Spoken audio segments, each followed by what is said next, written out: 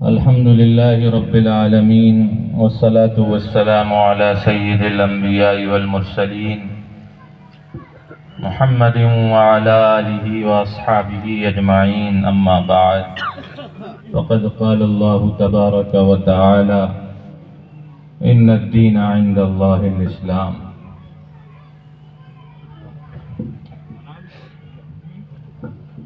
أما بعد،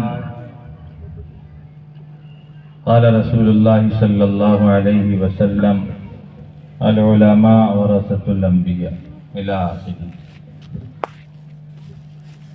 محترم بزرگوں، دوستو، ہمارے بڑوں کی موجودگی اور ان کے سامنے اپنے حالات اور وقت کی ضرورت، اور میں یہ کہوں کہ اپنا سبق جو کسی نہ کسی اعتبار سے بڑوں سے سنا، دعا کرتے ہیں کہ اللہ اس پر ہمیں جمع دے، عمل کرنے کی توفیق عطا فرمائے. مدرسے کا جلسہ ہے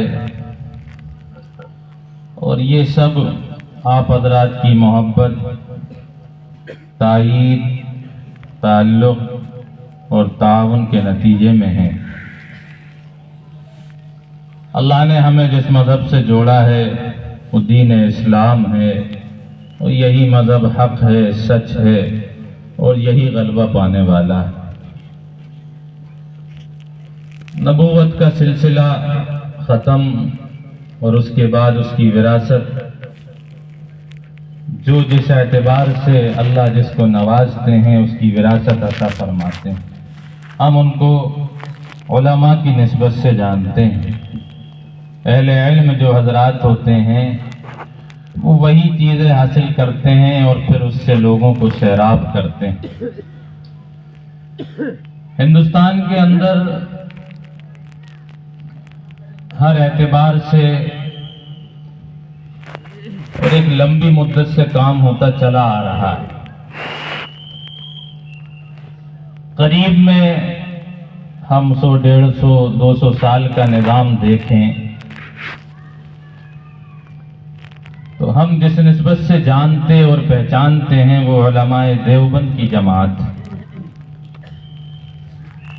اور اس میں بڑی بڑی شخصیات کہ جو ایک ایک شخص سمندر تھا جس سے ہزاروں اور لاکھوں کی تعداد میں لوگ سیراب ہوئے. میں کچھ لوگوں کا ذکر کر کے اور ان کی زندگی کہ کس طریقے سے ایسے وہ بنے.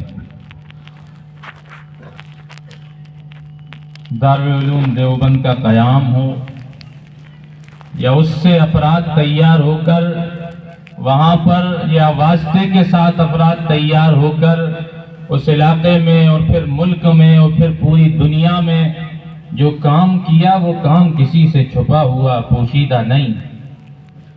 ابتدائی دور ہم اٹھا کر دیکھیں تو حضرت مولانا قاسم صاحب نانوتوی رحمۃ اللہ علیہ ایک بڑی عظیم شخصیت، حضرت مولانا رشید احمد صاحب گنگوہی رحمۃ اللہ علیہ یہ بھی ایک اہم شخصیت، اور حضرت مولانا محمد یعقوب صاحب نانوتوی رحمۃ اللہ علیہ یہ وہ بڑے نام ہیں جن سے اس سلسلے کی شروعات ہوئی اور ایک سلسلہ چل پڑا، اور آج ہم اور آپ اس نسبت پر یہاں پر بیٹھے ہوئے. انگریزوں کی سازش یہ تھی کہ سب کچھ ختم کر دیا جائے، پڑھنا پڑھانا ختم کر دیا جائے، علماء کو، اداروں کو اور ان کا وجود ختم کر دیا گیا. ہمارے بڑوں نے اس کی ضرورت کو سمجھا اور دینی ادارے ہیں کہ اس کی تائید اور اس چیز کو اپنانے والے حضرت مولانا اشرف علی صاحب تھانوی رحمۃ اللہ علیہ، حضرت مولانا انور شاہ کشمیری رحمۃ اللہ علیہ یہ وہ بڑے نام ہیں. حضرت مولانا شبیر احمد صاحب عثمانی رحمۃ اللہ علیہ یہ وہ بڑے نام ہیں جنہوں نے اس چیز کو اپنایا، قبول کیا اور علم حاصل کر کے پوری دنیا میں ڈنکا بجا دیا. لوگوں نے دیکھا کہ دیوبندیت کیا ہے، علم دین کیا ہے اور نبیوں کی وراثت کیا ہے. انہوں نے اس کو واضح طور پر بتایا، سمجھایا، ادارے قائم ہوتے چلے گئے. حضرت مولانا حسین احمد مدنی رحمۃ اللہ علیہ ایسا جذبہ ایمانی کہ انسان غور کرے تو اسے اندازہ ہوگا. فیصلہ سنانے والا ہے جج کہ تمہیں سزا ہونے والی ہے. ادھر سے وہ مرد مجاہد کہتا ہے کہ میں کفن اپنا ساتھ لایا ہوں. یہ علم کی بنیاد پر جذبہ ایمانی پیدا ہوا.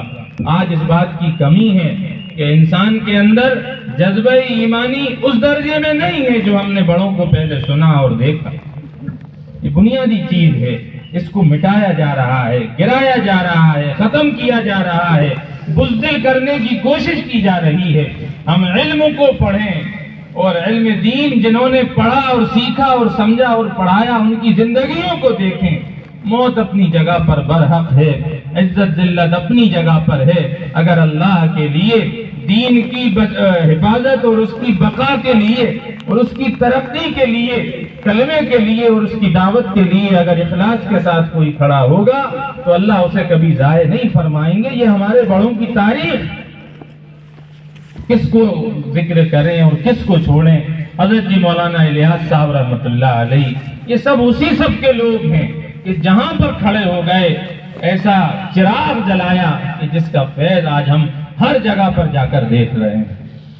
علماء کا کردار اور ان کی ذمہ داریاں ان کو پڑھ کر کسی مجمع میں کچھ باتیں جذبات ابھارنے کے لیے کہی جا سکتی ہیں، لیکن ان کو سیکھنے کے لیے دعوت سے ہم لوگوں کا تعلق ہے. ایک واقعہ ملتا ہے کہ حضرت جی الیاس صاحب رحمۃ اللہ علیہ کا آخری وقت تھا، حالات بہت نازک تھے.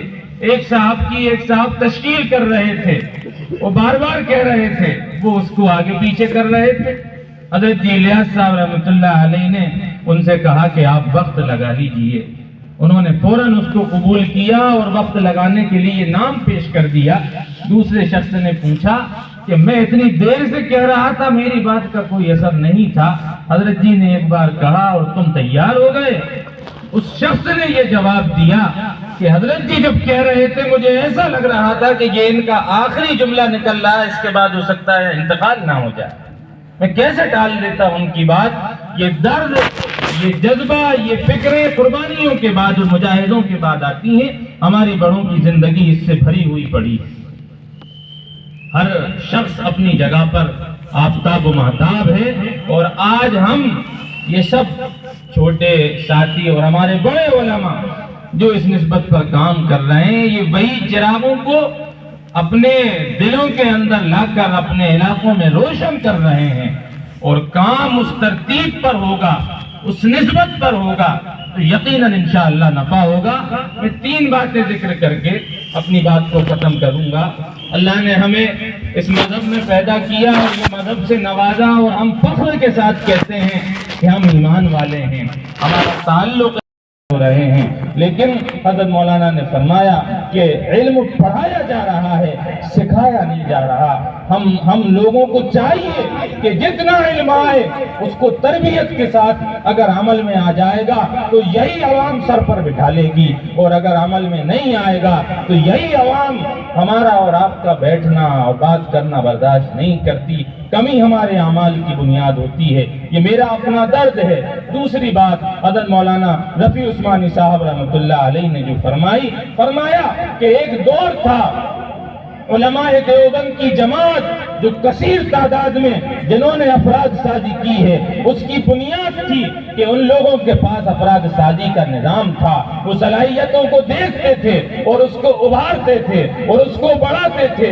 جب جا کے لوگ تیار ہوئے، مولانا اسد اللہ صاحب کے شاگردوں میں بڑے بڑے لوگ تیار ہوئے، جن میں سے حضرت باندوی کا ایک نام ہے، حضرت جی انعام صاحب بھی اس دور کے پڑھے، اور بھی بہت سے لوگ، حضرت شیخ زکریا رحمۃ اللہ علیہ، حضرت مدنی رحمۃ اللہ علیہ. یہ وہ بڑے تھے جنہوں نے افراد سازی کی. مولانا کفایت اللہ صاحب، افراد تیار ہوئے. ہم چھوٹوں کو چاہیے کہ اپنے آپ کو بڑوں کے حوالے کر دیں، ان کے مشورے سے کام کریں، اور پھر بڑوں کا جو کام ہے اور ذمہ داری ہے کہ وہ آپ کو صلاحیتوں کو نکھاریں گے اور اور ابھاریں گے اور پھر کام کے سلیقے اور ترتیبیں بتائیں گے. تو ہمیں آج بھی امید ہے کہ جو سلسلہ دیوبند سے قائم ہوا اس کے افراد یہاں پر بیٹھے ہیں, انشاءاللہ یہ سلسلہ چلتا رہے گا, افراد سازی ہوتی رہے گی اور جماعت دیوبندیت کی جو حقانیت ہے وہ واضح ہوتی رہے گی. اللہ میرے ان گزارشات کو قبول فرمائے, عمل کی توفیق عطا فرمائے. وآخر دعوانا ان الحمدللہ.